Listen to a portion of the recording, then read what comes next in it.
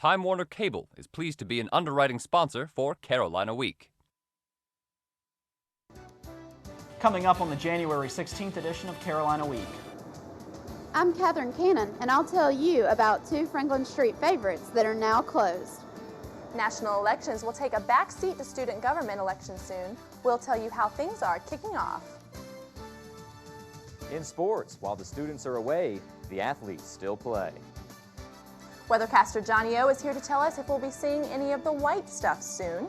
All that and Carolina's Red Brick Road. Carolina Week starts right now.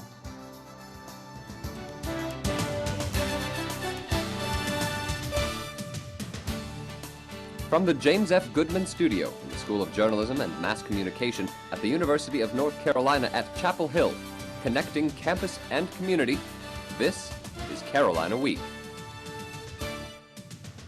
Hello and welcome to the Wednesday edition of Carolina Week. I'm Sarah Huffman. And I'm Adam Rue. Thank you for joining us for this first newscast of the spring semester. Those of you returning from winter break might have noticed some changes in downtown Chapel Hill. Reporter Catherine Cannon is on Franklin Street with details. Catherine? Two popular restaurants on Franklin Street are closed, Adam, and some people aren't happy about it. Downtown Chapel Hill is constantly changing, but the Ram's Head Rathskeller has been a Franklin Street favorite for almost 60 years. The Rathskeller closed its doors in the Amber Alley on December 14th. Owner Francis Henry wrote in a letter that the restaurant had to close because of a new downtown business climate, unpaid taxes, and the age of the building. Former Rathskeller cook Randy Cabrick wasn't surprised by the closing. It was something that they were kind of expecting to happen, then finally it just did. The owner could have easily taken care of it. He just didn't want to. Franklin Street visitors have mixed feelings. I grew up eating at the Rathskeller. When I was a teenager, it was a real big deal to come to Chapel Hill and eat there. They knew in the 70s that it was, dirty and not that good of food, but it was an institution, a tradition in Chapel Hill. In addition to the Rathskeller, Buffalo Wild Wings also closed during break. But Chamber of Commerce Director of Economic Development, Adam Klein, says even with the closings, the Franklin Street menu is expanding. I know that Franklin Street has its challenges. I think that everybody would acknowledge that, but I know that there's a lot of good work that's going on right now in downtown. Chill Bubble Tea and Sugarland Bakery are two new options on Franklin Street. Even with new restaurants opening downtown, it will be hard to replace an old favorite tradition. Catherine, is there any possibility the Rathskeller will reopen? Adam, the property is scheduled to be auctioned next month, so we'll know then if the restaurant will return. All right, Catherine Cannon starting us off from Franklin Street tonight. Thank you. New restaurants aren't the only changes students are noticing. A nearly $5 million traffic adjustment could ease travel at an intersection many drivers consider the worst in Chapel Hill.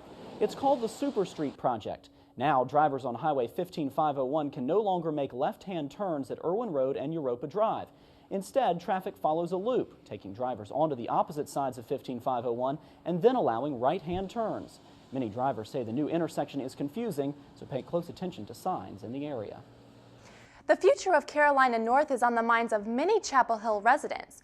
UNC leaders met with the town council and local residents recently to discuss concerns and expectations regarding the project. The university has been holding public information sessions since March. Mayor Kevin Foy believes involving the town and the university is important in order to make sure Carolina North meets everyone's expectations. Investment of time up front, so that in 20 or 30 years people don't look back and say, what were you thinking? Why didn't you do it right? And if you look at the existing campus, especially main campus, I think we all look at it and say they did it right.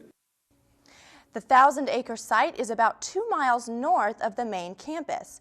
Its primary purpose is to house university research projects. The site will also become home to some classes that are currently on the main campus, and there will be a number of residential units intended primarily for faculty and staff. Election preparations are underway, and we're not talking about the South Carolina primary. These potential candidates for student government are beginning their month-long hike to Election Day. The Student Board of Elections held a mandatory meeting last night for candidates to fill out their official declarations of candidacy. Board of Elections Chairman Mitchell Capriglione says candidates were required to come to the meeting in order to get their names on the ballot. So it's really important for candidates to come out to this. And it's basically just a time for them to learn all the rules and sort of get acquainted with what's going to be going on during the election season. The elections for student body class Student president, class officers, and other positions are Tuesday, February 12th, with a runoff the next week if necessary. Carolina Week will have live elections returns both nights. Ranchers are still taking a big blow from the drought, and the struggles will continue even if we get some rain. Next, we'll introduce you to one woman who might have to take the ultimate blow.